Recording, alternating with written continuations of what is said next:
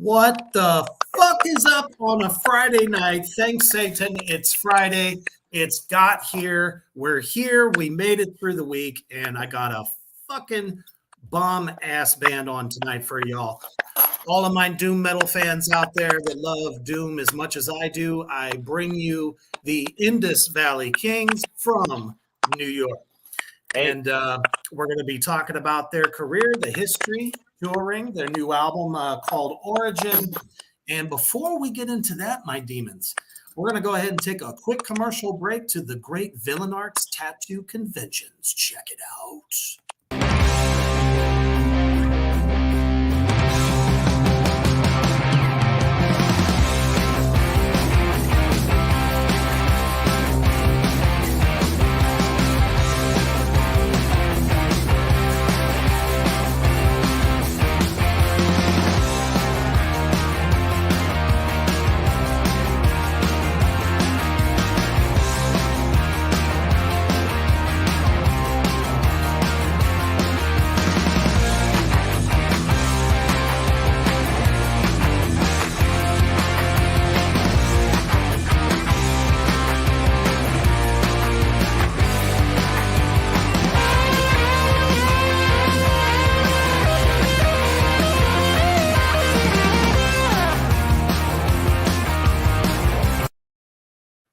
That's right.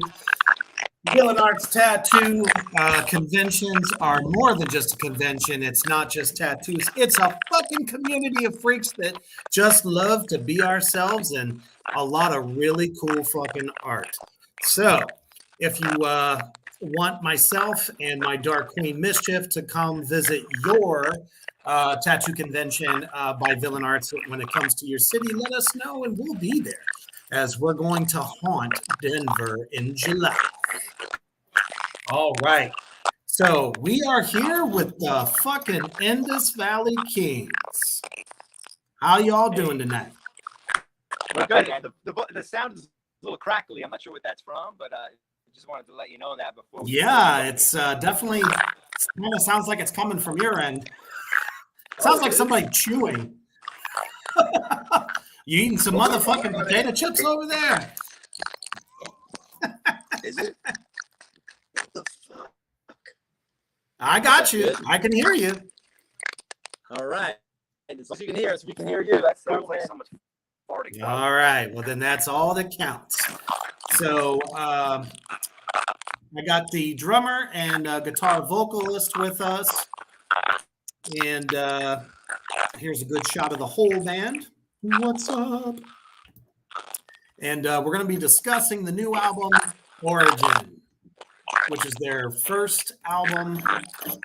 Oh, my goodness. That's hilarious. Kyler, what's up, Kyler? Glad to have you. He says, hey, down up front, stop eat nuts. All right. I don't know exactly what that means, but hey, we'll figure it out. All right. So, guys, when did you guys decide to get together? When did Indus Valley Kings begin?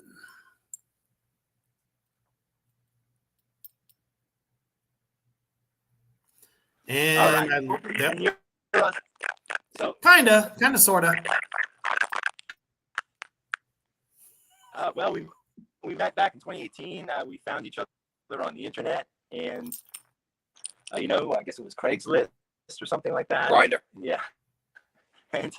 And we we started writing some songs right away. We had some songs that we had already I'd been working on previously. We got together. Danny was a perfect fit, and then Danny recommended Jonathan, our bass player, who's trying to log in now, and the rest is history.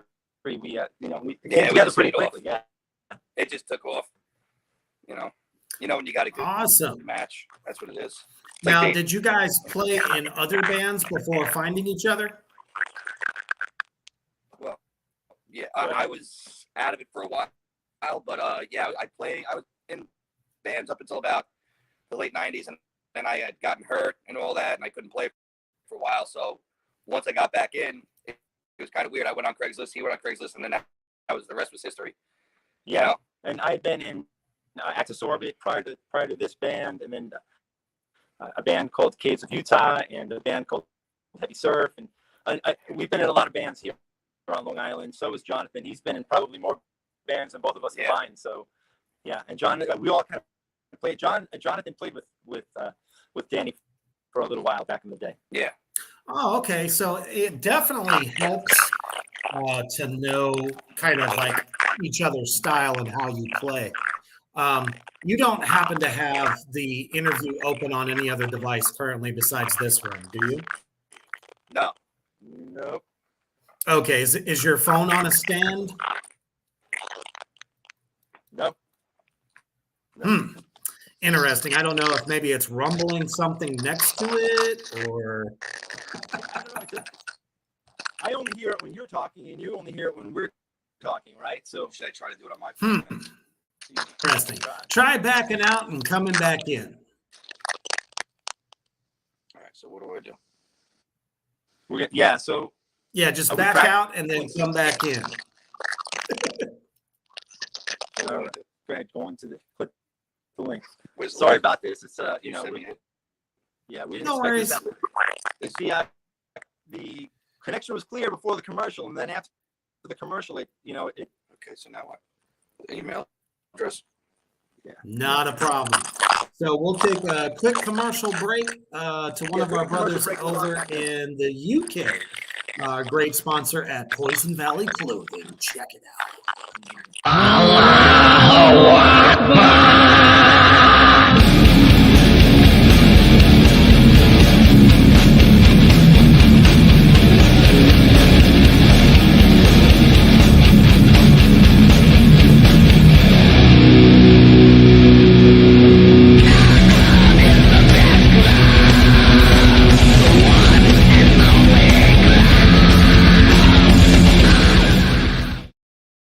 Hell yeah. While we're waiting for our guests to come back in, just to let you know, sometimes when you log in on a phone, it just doesn't come out really well. That's true, Kyler. Kyler says it is definitely not a show without problems. And let me know if y'all can hear me. Do you hear me crystal clear? That will let me know if the problem is on my end. I am always on my laptop, so the devil tries to keep everything going. So they should be back in soon. Everybody out there in Black Flame Land, as we're waiting, what are y'all up to tonight? Are you doing anything fun? Are there any good shows going on in your town that I need to know? Not too much going on in Omaha currently. So it's always good to know what other bands are out playing. Now, I know that Sensation has some shows coming up here in late June. Nothing much, Kelly Garcia, the Queen of the South. Welcome to the show. We're just waiting for the Indus Valley Kings to show back up, and hopefully their phone is back up and running. As a matter of fact, they are there. Hey, let's try it now, fellas. What is up? You sound good this time. No, I'm kidding. How's that? Good? You guys are crystal clear now. All right. So are you, man. See, sometimes that's all you gotta do. Oh, shit. What? Kelly Garcia says, I got an interview coming up on June 25th with I Hate God, You Lucky Devil. Wow. Awesome. That's awesome. Badass. I'll have to tune in for that motherfucker. I Hate God is one of my personal favorites. God damn it. Yeah, I love New Orleans. All right. Everything is way better. Everybody out there in Black Flame Land agrees. Here we go. So you guys were independent since you said 2018 you guys got together? We Yeah, did. like Yep. 2019. And our yeah. first album came out in 2021. Mhm. Yeah, Oh, independent. man, 2022 what was the fuck was independent, that and then we like? were working with Tommy Stewart from Black Doomba. We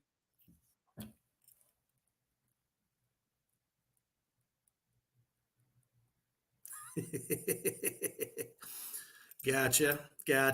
So 2018, there you are. All right, you're back. So Tommy approached us about doing a record on his label, Black Doomba Records. Yeah. And he had been talking with us for quite some time. Hey, Tommy, if you're out there, good to see you, hear you. And we finally decided to do it, and we're super excited about it. We should have the next record out by mid 2024. Yeah. Nice.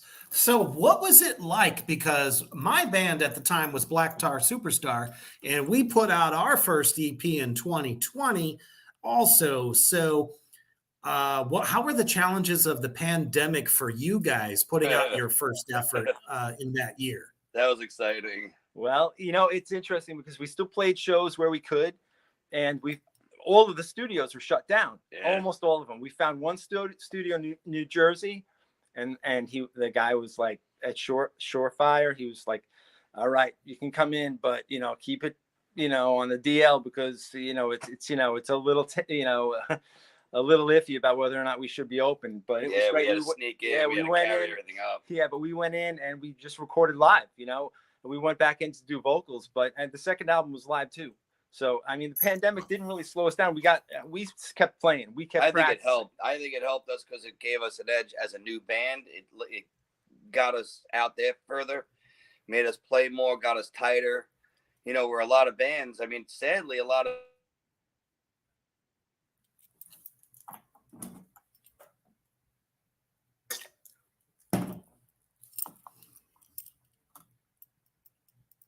I'm sure they'll be back in 1 second. There we go. Yeah. So so I think with that, I think it kind of like trimmed the herd. Got rid of a lot of weak bands, and the strong bands survived. And I think it made us stronger because we kept playing. I mean, we played some crazy fucking shows. Yeah. We played. Oh yeah. We played outdoors when there were bald eagles flying and it was pitch black and there was a dog that was going to mutilate us. It was just like insane. Yeah. and then like it was insane. Yeah, it was almost like going back to the days of the underground clubs. Yeah. The speakeasies. That's what I was looking for. Awesome. Old school, kind of like guerrilla trench warfare. Get out there. Yep. Whoever's gonna let you play, you play. Yeah. Actually, I do agree with that as well, especially because there's a lot of bands you don't really see together anymore. No. And I'm kind of glad they're out of the way because it. Yeah. Now, unfortunately, some good venues closed down during that time. Yeah. Did you guys happen to see any of that or witness that in your scene? Yeah. There were a lot of clubs up here in New York City that just couldn't hold on, and even after the pandemic was over, the people, a lot of people weren't coming out yet. It was like they were very apprehensive about coming out. Well, we played a few of those. Those strict fucking guidelines. Well, yeah. But we played some Facebook Live shows too, and I'll tell you, man, it was weird. Nice. Like, we're playing a show, but you play, and then the song stops, and there's dead silence because nobody's there. You know what I mean? Yeah. Like, what? Yeah. Weird. Yeah, we did a few of those. We did what was kind of known as a live stream tour, where we would invite bands from around the world to play with us on a particular day through the great Happy Hour with Heather and Guest Facebook group, which was really a lifesaver. I don't know if you guys have heard of that one. We did. A lot of us did that. Yeah. Heather was did awesome. you? Yep. Fucking blast, man. Yep. So at least, we had a little bit of human contact during the show that way because people would comment. And Right. I remember we had somebody sitting on the phone reading all the comments back to us. And it's like, oh, hey, great. Hello, Netherlands, Yeah. Yeah. But it was also easier to get your name out worldwide at the same time. So Yeah. a lot of good tracks came off that first record too. Angels, Cactus People. The whole record's just really solid. Those of you out there in Black Flame Land, if you haven't heard that first record yet, definitely invite you to do so. It's a little bit grittier, hell of a lot more sludgier. We love our sludge. We love our fuzz. One thing I noticed vocally is a difference between this recording and the Origin album. Seems like there's either like an effect of some sort that maybe you put on your voice.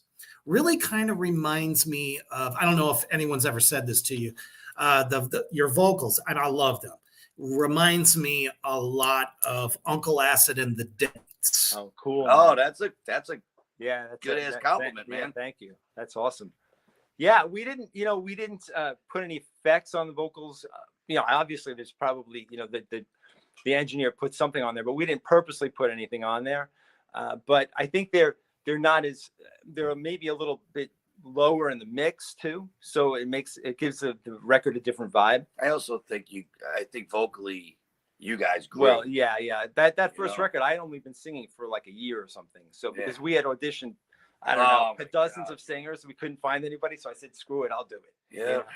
And we were ready to just be an instrumental band. Yeah, and then Jonathan's been singing too. So coming from I think it looks like they're in a basement there, my demons.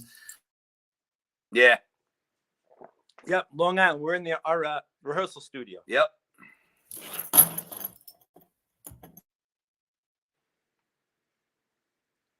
Uh-oh. He'll be back. Does that mean they could hear us though? I think so. Hey, what's going on, everybody? Hi, everyone. Check out Origin. It's on Spotify and Bandcamp. It's the Bill and Dan Hour. Today we're going to talk about books. I keep getting thrown off with that one. Then look, when I do this is my right hand, over there, my left hand, and I'm all up. Here I am. I have bad OC. I have bad ADD, and I'm like trying to listen to him. And I'm like, wait, my right hand is my left of the phone. And I'm like, all right, one more time in case anybody missed that. What? My last comment about the vocals. Oh, okay, sure. So I think we didn't. The vocals are mixed a little lower on the second record, So maybe that gives it more of a I don't know, more 70s vibe or it's something. It's a bit more raw. Yeah.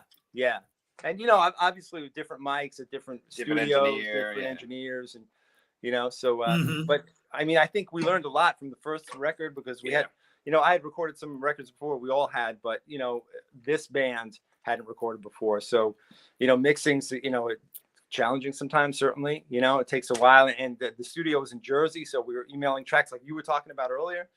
So as opposed to the second record, it was right here on Long Island. So we recorded here on Long Island. So we were able to go there for every mix, and say really get involved. So same with this one, we're going to be the next one too will be here on Long Island too. Yeah. Got a whole bunch of new people that just came in. Good to see Sal Kanjimi, I think it is. See these guys twice. Great live band, amazing energy. Awesome. Cool. Also, our brothers from the Black Sasquatch says, "What's good, Kings? Y'all squatchy as hell." I played a show with them guys in Southern Ohio. That was a blast. Yeah. And Kelly just reminded me that you guys played that show that I booked for Grave Next Door right there at the Lucky 13. Is that right? Oh, yeah. Cool, man. We're going back there. See, I wish I could have caught that show, man. I was excited for you guys. It was one of my favorite venues, and they were one of the first ones I reached out to. Hard as fuck to book, but damn. Finally, the booking guy got everything together, and he was worried about some of these provisions for COVID and shit. And I was just like, book them. I was originally a dancer there because I have a great ass, but I like drums better. Yeah, we're actually we're playing there again, and I think it's September or maybe August with Comahole. They're going on a summer tour. Nice. So yeah, so that'll be fun. Yep. You heard it right here, Brooklyn. Get ready for this. Yeah. Yeah, I mean, it's almost like a bonus, you can get in there, you can get your drink on, get your medal on, and get some ass on. They have it all there. I wish more clubs were like that one. I go up on the stage. Danny works the pole between sets. Yeah, I'm a sexual. I'm like I'm an erotic leprechaun. That's what I am. Don't forget to tip them if you're there, people. Yep. Just run it right through my ass like an ATM machine, man. That's it. Just slide the card. Yep. And I'm clean. You wouldn't even get pink eye. You don't have to worry about it. All right. Very good. So, yeah. So what's it like now that you're signed? Did you guys foresee this happening so soon? Did Tommy approach you guys or did you approach them? He had approached us a little while back, but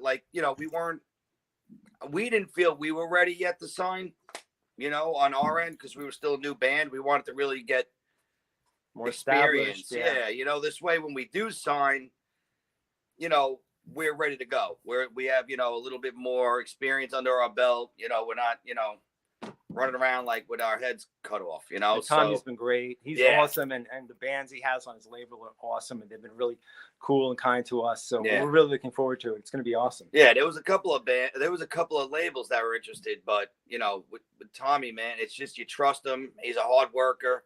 He's been in bands. I mean, Howl's Eve. I mean, he's been around the block for a while. Legendary. Yeah, that's what I mean. So how do you not sign with a guy that's been in the trenches? Yeah. It's not like some executive that sits at a desk. He's been where we were, and so you trust him. He doesn't bullshit you. Absolutely. And he's a smart guy. Yeah, and a good guy. Which is good. Well, he knows the business. He's not out to get rich off this thing or anything like that. He's a musician. He cares about, especially, doom metal. It's like, if you're going to sign with a really good indie label that serves doom and does it justice, this is definitely the label. As a matter of fact, I'm own label. Yeah, for Which sure. Is great. So, I mean, my band Iron Serpent, we're also trying to see if we can get in there now that Kingside Records is no more. So, I mean, there's just nobody better. I had Tommy on the show, I think probably about 4 or 5 months ago. It was a great interview, just a great human. I love the guy. He makes me fucking laugh. It's wonderful. But he's so I'm sure he's oh man, just a wealth of knowledge. Just about everything, really. Yeah. So yeah, and I think that's a really good point to make for all you would-be bands out there. Don't rush into things. Know what you want, know where you want to go, and make sure you got the right fit, because there's so many bands right now in the indie world, in the underground. They were like, oh shit, I gotta sign. Really? Yeah. Why don't you build your following? Do that first, because labels are not going to do that for you.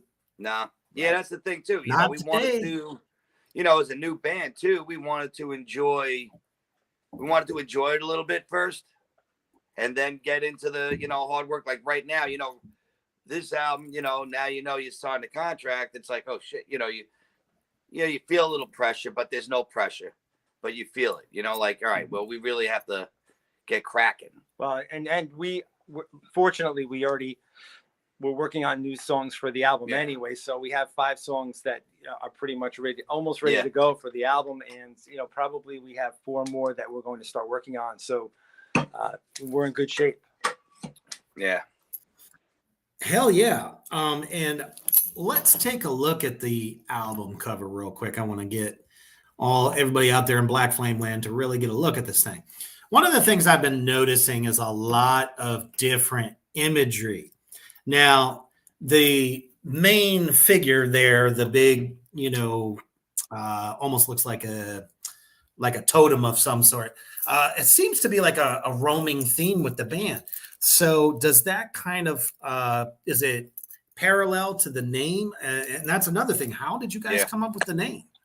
It is. We parallel. got into it. Yeah. We It took us a while. It took us a while to figure out what name we wanted, but that's the Priest King from the Indus Valley, and as you probably know, the Indus area was one of the two areas where civilization began here on the planet. So we thought that was pretty cool, and they discovered that artifact at that location, and it's just so cool. One of the original bands, we original areas on the earth, we were like trying to bring back that original like doom sound and 70s sound. So we've tried to incorporate that image throughout most of our pieces, and it seems to be working pretty well. It's cool. It's a good trademark, is that you can relate it to the band, and this way, it's good advertising, I guess. Oh, for sure. I mean, you see it, you automatically know that it's Indus Valley Kings, right off the rip.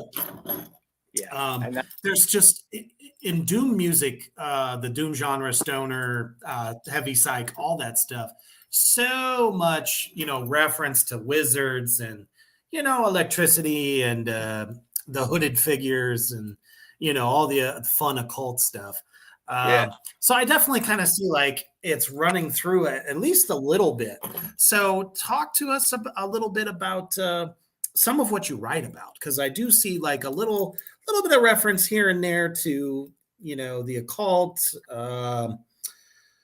just a bunch of different things. So what's some of the topics you guys cover? Most of the topics, many of the topics have to do with demons, evil, just like we have a song called Devil, we have a song called And the Dead Shall Rise. So zombies, not that we, well, that's one of my personal favorites, by the way. Oh, thanks, man. We don't purposely write that way. It just kind of comes out, we write a riff and then, the idea comes, sometimes ideas come to me when I'm like Cold Wind. Cold Wind is about Cold Wind is about, growing old. Yeah. But then, we have some other topics that are, I guess, they're more topical. Scapegoat, about how, people are, obviously with Scapegoat, right? And Hell to Pay is more about, a topic that's more common in in the human race as opposed to this occult. So we kind of mix it up a little bit. And we do our glam. The next album will be very glammy. Yeah, because I mean, there's definitely some stuff there that I think is very, very relatable. We try not to corner. Dang it! Yeah, you okay? We were on an upswing. What the hell? We're doing well. There you are. Uh-oh. You're gonna write that new ABBA remix, right? Yeah, I want to do we're There we doing go. ABBA and bread. We're gonna do ABBA and bread. Hey. That's what we're gonna do. Yeah. We don't really, I don't think we really corner ourselves though. Whatever the song comes out, the song comes out. Who gives a I mean. Yeah, and what's cool about this band is that I may have a verse written, and then Jonathan will come in and say, I think I have a chorus that would be really good for that, lyrically, and he'll bring it down and it fits perfectly. And so he'll sing the chorus, and then I'll do backup when I'll sing the lead on the verse. So we both take turns depending on who's written what. So it's a great partnership. And I just try to learn to play the drums. That's it. Danny tries to sing, but we don't. Yeah, no, that's not happening. We hear his voice. We don't. Yeah, that's not happening. Unless we're doing a remake of like Johnny Cash or something. I'm not gonna stay away from that. We're gonna do Walk the Line. I do a lot of lyric writing, but I don't sing. I just play drums. Yeah, that's it, man. Cool. So, I mean, it's always cool to see how, you pull your inspiration, for lyrical stuff. Obviously, there's enough bad shit in the world that There's a wealth of inspiration to draw from, but some of the darker stuff, you know, where do you get that? Is it maybe from something you read or movies? It could be anything. I mean, honestly, when I write lyrics, oftentimes they come to me as I'm waking up. Like the title will be in my head, or maybe 2 lines of a verse, and then I'll just build it from there. And it's Nice. probably from all of I don't know if it's coming from the spheres or if it's just from my influences, throughout life. But I don't typically sit down and purposely try to write lyrics. They just kind of flow, and then I go from there. And then, Danny has a lot of poetry that he's written, and he says, here's poetry. See if you can match it to one of the songs we have that don't yet have lyrics. And we've done that too. So sometimes his poetry tends to be pretty long. It's like a little murderous. Yeah. So we have to. Usually it's about 4 pages long. We have to cut it down to a 3-minute song. So cut out the bad stuff. It tends to be a little violent. Hey, we cut that out. Sometimes if it has to go to 5-6 minutes, fuck it. I mean, that's it. There ain't no rules in doom metal. We do have some. I think we have a couple of 8-minute songs, honestly. Yeah. Hell yeah, ain't nothing wrong with it. The riff compels us. Yeah, man. Yeah. Hell yeah. And absolutely. And we're gonna. We don't corner ourselves into a specific sound. Like if you listen. to That's Cactus, for sure. Yeah, you listen. That's like leading people, into. That's like helmety. Yeah, Cactus People is different than say Phoenix, for example. We try to. It's. I think because we're a little older, we have a lot more influences. Growing up with so many different types of music and stuff like that, and I think. What would you say your biggest influences are? As far you go first. Me as what? As far as drums? As your guys' sound. Period. Oh, I would definitely. I mean, you definitely have to go with the king of the sound is Black Sabbath. I would definitely say, and I don't think we've ever even said it, but I listened to it. I would say like a lot of Deep Purple in a way. There's a lot of cool little shifts and patterns, I think. A couple of different groove changes. Just in the one song that I'm going to play for everybody here in a little bit. It's interesting how it starts off fast, gets down to this kind of almost like a 90s vibe kind of groove, and then straight fucking doom dropping the bottom out. It's so good. Well, even when we talk about the song "Clown." Yeah. All right. Thanks. So when we first did Clown, when we first used to do that, it was a straight balls out song from the beginning to end. Oh, no shit. Yeah. Yeah. And then right before we went into recording, Danny said, you know what? Why don't we?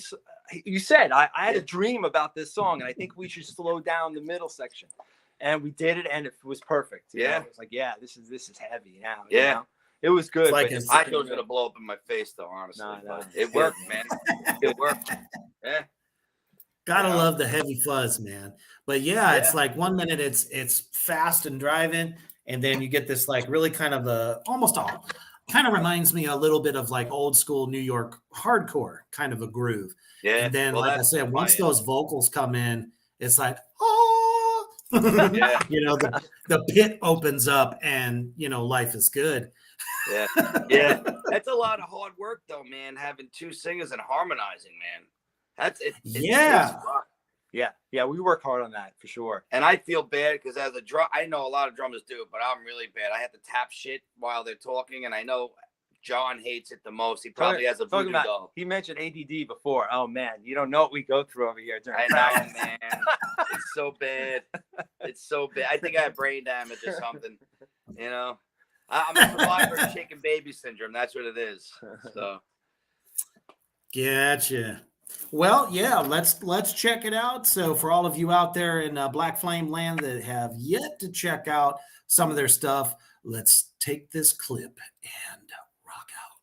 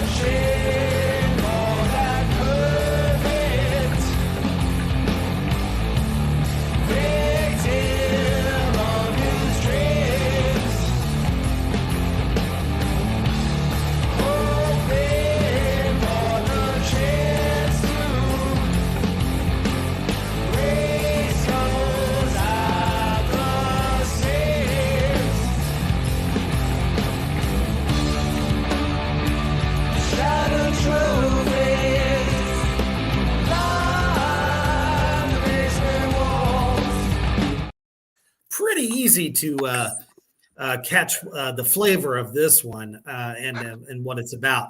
So Yeah. I love it because I'm a big horror fan, like Yep. serial killer type stuff. That's Yeah, my shit. me too. So I was like, did that some fucking justice. Nice. Almost like Danzig would, because you didn't pull any punches, with your words. You just laid it out like this is what it's like looking through that dude's eyes, Yeah. Yeah. Yeah. So you mentioned New Orleans. Did you have a chance to go to the Museum of Death when you were down there? No, not yet. That is Oh. definitely on my list of things to do. That is the place. That is definitely the place to go. Really? Yep. Yeah, it's got all of the serial killer history, and it's insane. Oh, fuck yeah. So is that kind of where you got the idea for that, or? No, I honestly, it's just another one that just came to me, either in a dream or just sitting around saying, oh, sounds pretty heavy. What would work, And you got to admire a guy that builds a foundation of a house with dead bodies. I mean, that's pretty impressive. I'm sure the victims would Biodegradable. disagree, but I mean, it's classy. I like it, Yeah. And that's a really popular thing these days. So it doesn't surprise me that that's a real popular one. It actually comes in as your number 5 most popular on Spotify. Cool. Yeah, I think Dead Shall Rise is still like the number 1. I think. Actually, it's Angels currently. Oh, wait a minute. Really? No. Shit. As far as numbers, total numbers, yeah. And the Dead Shall Rise is at the top. But it's interesting that Angels is the first under the popular. So I actually kind of, Spotify always confuses me with the way they rate things. Yeah, I don't get it either. You'd I think really don't. that the highest number on a song would be at the top, but it's not. It almost never is. I've seen this with mainstream bands too.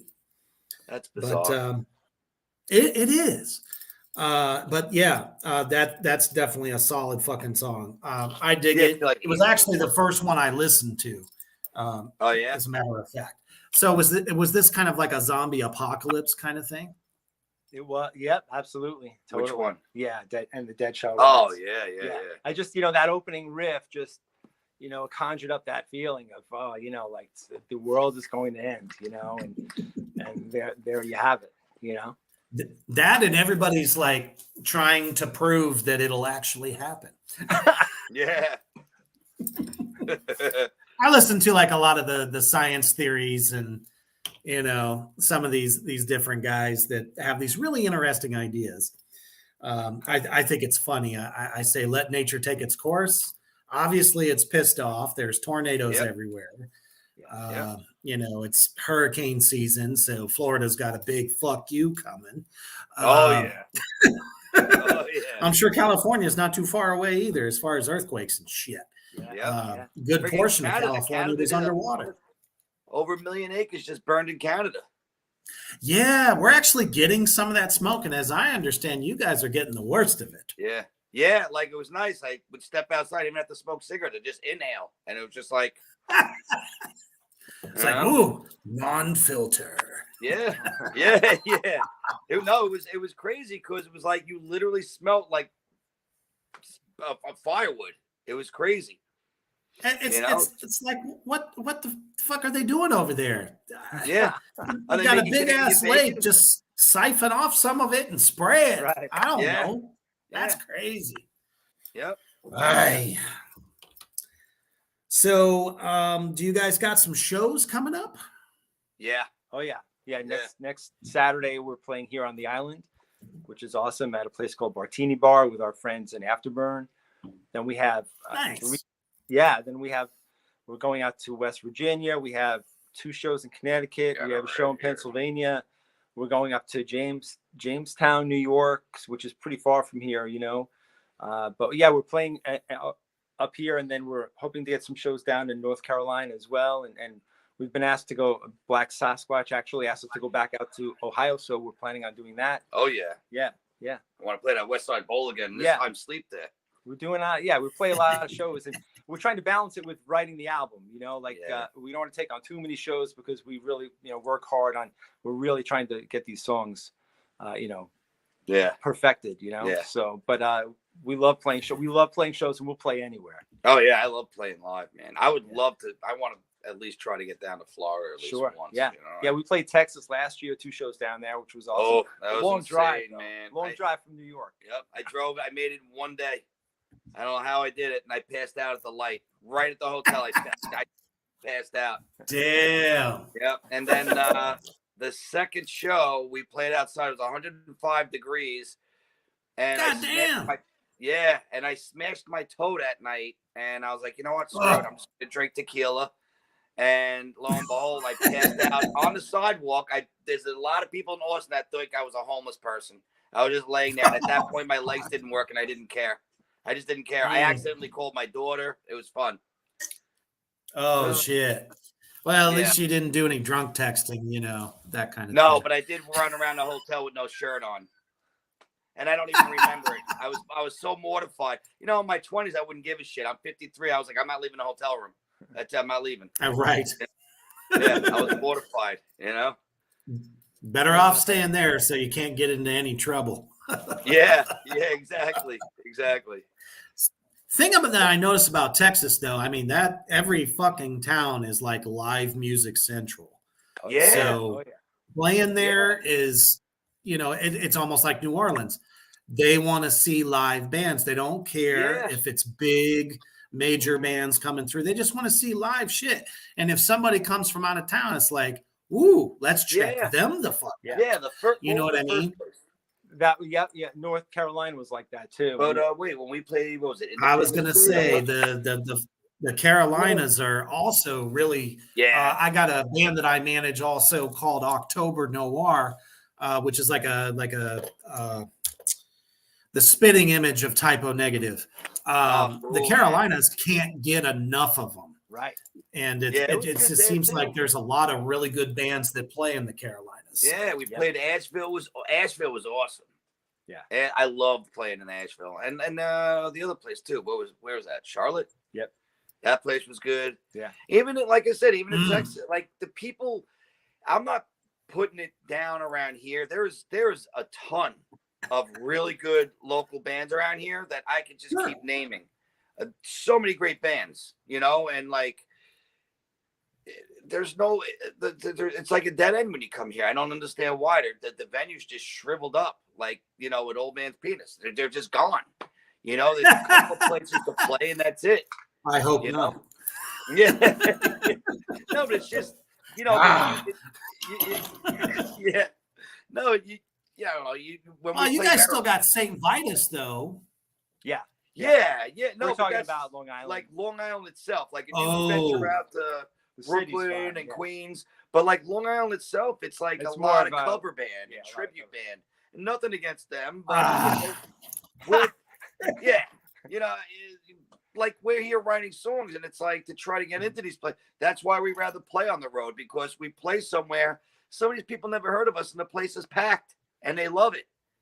So, I'd rather drive 500 miles to a place that has the place is packed and they love live original music than, hearing someone yelling, Freebird, and I want to throw my stick and shove it in their eye socket, Or play Walk by Pantera, God damn it. Yeah. It's like, geez, man, like, why couldn't you go? Not Dimebag, I can't. It's sad because it's your hometown, And but we did put on. But you know what? Oh, I've been finding out recently that bands that are really kind of like in for the long haul, they don't really play in their area. They play it once in a blue moon. Because to get your name out there, your local area, that don't get it. Regionally, now that's where it's at. You start out with a bunch of states that are surrounding yours that you know you can get close proximity to, play those areas. Yeah. Next thing you know, you're doing the social media thing, pushing out, here's our new single, go to Spotify, go to Bandcamp, all that shit. And it starts to circulate, and then people are like, "Oh, you want to come play my town? We Yeah, might that love to really have you helps. out here." And you got those bigger crowds. I think that's really how it works nowadays. People, it's like, especially if you're on a label, they're like, really? Well, why do I want to come see you? It's like, yeah, all right. Yeah, the whole prove it kind of shit. I'll tell you, the Maryland I Doom hate Fest that really shit. helped us out a lot too. Maryland Doom Fest was great. Yeah, we played there twice. Oh man, we're going what down was there. that like for you guys? It was Awesome. great. It was amazing. We hooked up with so many people. We met so many people that are in the scene. We made a lot of friends, and it was just a great experience both times. And JB has a great thing going on there. Yep. And so we actually had our own Doom Fest up here a couple of months ago. So good too. Long Island, the first. Oh no shit. Long Island. Well, the second one, it was the first time we did 2 days, and it was awesome. You know, so we're gonna do that every year. It went better than expected because it was pouring out for 2 days. Little torrential downpour. It was like. Fortunately, it was inside. But it still went so awesome. Man. It was. I was gonna say, doom metal fans don't give a fuck. Yeah. If there's a good show going on, rain, snow, sleet, Yep. whatever the fuck, they're there. Oh yeah. And it's great. Especially they get their, the good devil's lettuce pits out, outside the joint, and toke it up, come back in, and fucking just riff out. Yeah, man. Yeah. So it'd be great to see you guys do the Snowblind Festival. Now that we were talking with Tommy about that. Hopefully that'll happen. Yeah, that'd be fucking great. Because honestly, anymore it seems like these festival shows is where it's at. Yeah, you kind of go and do your own little tour. You might want to do 3 dates back to back in a weekend. Call it a tour, mini tour, whatever the fuck, and then go play the festivals along the way. Because, let's face it, you're playing in front of bigger crowds, and it opens up you guys to all the different people that come from different areas to that, and they buy your merch. I know. Imagine that. Yeah, they're huge. I love festivals. Yeah, I love festivals because you can link up with other bands. From Doomfest, we wound up linking up with Weed Coffin. We play Weed Coffin a lot, man. I love those guys. I love the music, but I love the guys too. Yeah. You link up with bands, and festivals are just great because you network, and Absolutely. There's a lot of fans. It's people that love that genre, so they're gonna come. Yeah. I think festivals are really a great. And there are so many great ones. They have a lot of great ones on the West Coast too. I know. We'd love to get involved with that down the road. Yeah. Yeah, I'm starting to look into that. I think there's one going in Wisconsin. I believe they have one, and I'd like to see maybe Kansas City or that'd be cool. Oklahoma get one together, because there's just a huge doom scene down below where I live. So cool. That'd be great. And it seems like it's the wave of the future.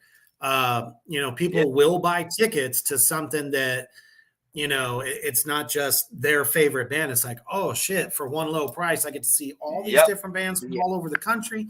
They're more liable to stay. So they make a weekend out of it. Yeah, I was going to say that. Like the amount of money you pay. Yeah, those you're very super reasonable to see so many bands. It's awesome. Yeah. Oh man. You break it down, it's way more bang for your buck. That's for sure. Yeah. Yeah. Well, you can spend $500 to see Kiss lip sync them with songs. It's up to you. You want. Why won't Gene Simmons just go away? I know. Nobody wants to see his saggy ass in them fucking spandex no more. Yeah. Shit. Move over, fucker. Yeah, and the higher ups, the higher, the whatever gods are trying to get rid of them. They already set Paul Stanley's head on fire. Come on, go. Right. Take the hint. Take the hint. Yes. I don't want to sound really bad, but they got rid of Eric Carr too. In the bad one. Come on, take the hint. Retire. They were trying. You know? The universe was trying to give you kind of a heads up, but no, you got money hungry, and then we got lick it up. Fuck off. Yeah. Oh, Yeah. fucking I hell. think I'd have to. I will say that I was gonna say that's the worst album, but like I'm a huge Judas Priest fan. Huge Judas Priest fan. Fuck yeah.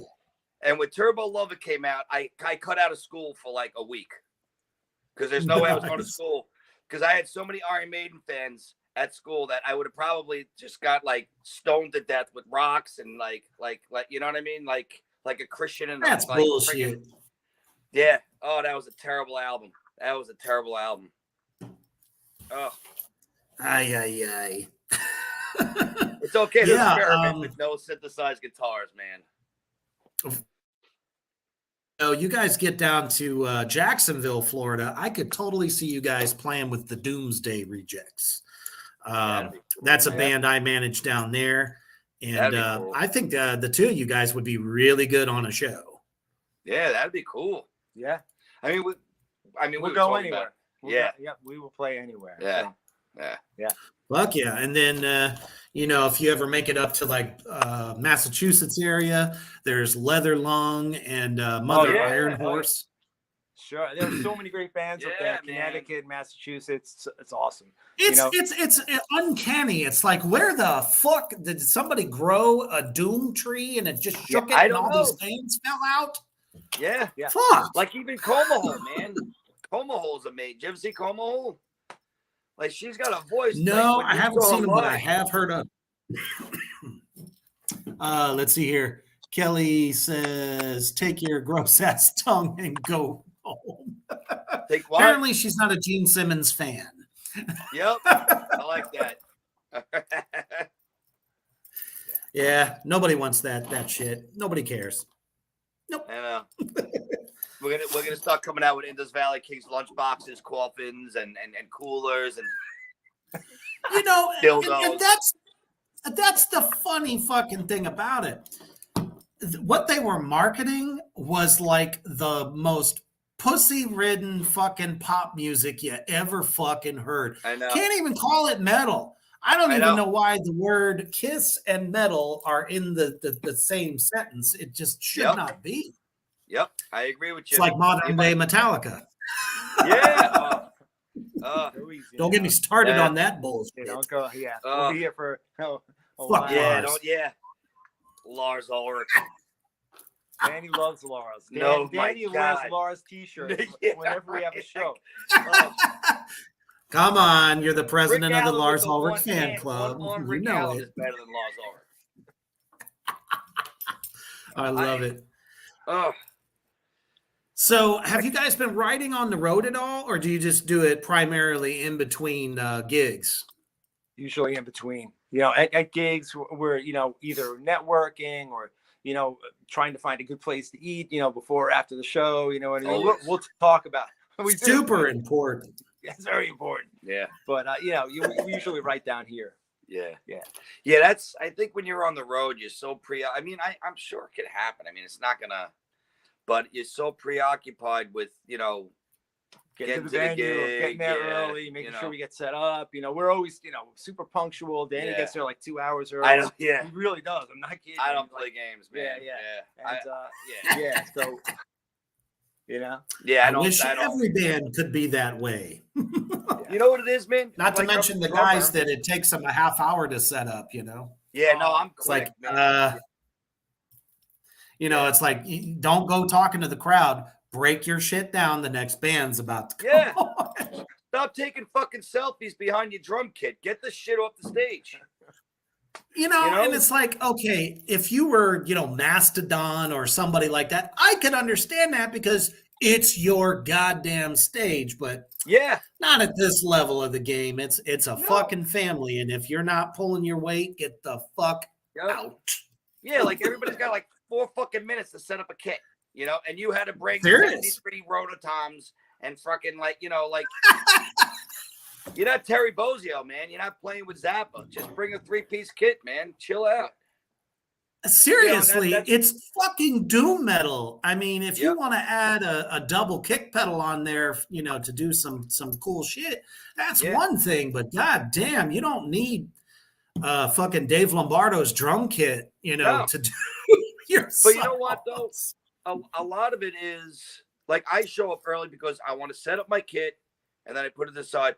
But also, what happens if something breaks? You have to troubleshoot it. If it breaks Exactly. like 5 minutes before I go up, then what? I tell the guys, all right, there's not going to be any bass drums, so we're just going to do techno. Right. So you have to really. I like to get there early because I'm relaxed. I'm calm then, So because other than that, then Yeah, I'm like, I mean, you got to have your little meditative, ritual before going on. Yeah, And, I think every band should do that, but they don't. We always tell the booking agent or the club owner, like we set up really fast and we break down even faster. And I don't think they believe us until they see it. And then they're like, oh, those guys are off the stage. How did that happen? And he's not exaggerating, man. Yeah. Like we're older. Some of these bands are in their 20s. It's like, gee, holy shit. Like you should be like in and out, because you want to go get laid or something. I don't know. And they're slow as shit. Yeah. Well, I mean, it's like they feel, I don't know, entitled or, it's like, oh, we have all these little, little groupies and whatnot. It's like, you ain't shit. You're the same as everybody else. It's not high school. It ain't a popularity contest. Yeah. Learn. Yeah. And like you said, be respectful to the other musicians. Like if we're going off and we're screwing off, you're screwing over the next band. Now you're cutting into their set and it's disrespectful. Big time. And eventually somebody's going to call you out and you might get dropped. Yeah. Yeah. I'm all for that. Whew. So, all right. So can you give us any insight into your sound? How do you guys get that thick sludge fuzz? Tell us gear, tell us what type of guitar pedals, all that shit. Because it's thick, man. Really. Yeah. Thanks, man. Typically when I record, I'll use 4 amplifiers. So I'll use an Orange, a Mesa Boogie, a Marshall, and then something they may have in the studio, or maybe a plug-in, but usually it's a 4th amp. So I like to take those 4 amps I use a Gibson SG in 1980 for all my recording. So it's got like a nice thick sound. And then I just like to blend those sounds together, blend those 4 amps together.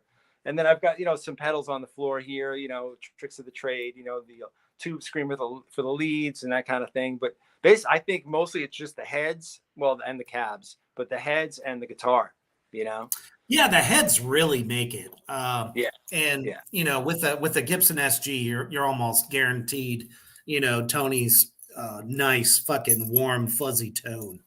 It just really kind of, I don't know, it's very reactive for that kind of stuff. Oh yeah. Kyler asks, what is your string gauge?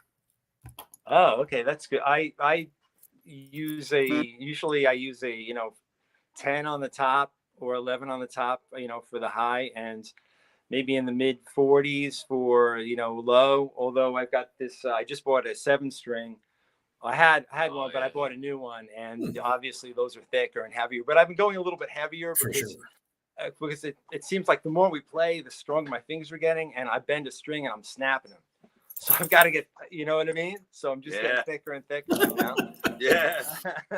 Yeah, absolutely. It's either from playing or doing a lot of this, Yep. Yeah. Got to get that practice in. Goddamn right. Yeah. Does anybody want to know? Now, does your bassist use distortion as well? Because I'm feeling like I can hear it. He does, and that just definitely makes it even thicker and nastier. Yeah, Jonathan's an Ampeg guy all the way. He's always used Ampeg. I had a feeling. Yep, and a Fender, a Fender bass, but he also has that the fuzz face, an old school fuzz face. Where is it? The orange one. I think he took it home with him, but he's got an old school, like one of those round. It doesn't even have a light on it. You don't know if it's on or off. He's so old. You know what I mean? Yep. but he kicks that on occasion, and it's pretty badass. Yeah, it sounds evil. It's badass, you know. Kelly Garcia says, "Yep, that's what I use, Ampeg." Yeah. Oh yeah. Yeah. All right. Well, before we get to the final segment, we're going to check out all the great underground talent of my management company, Reapers Underground Productions. Check it out. Cool.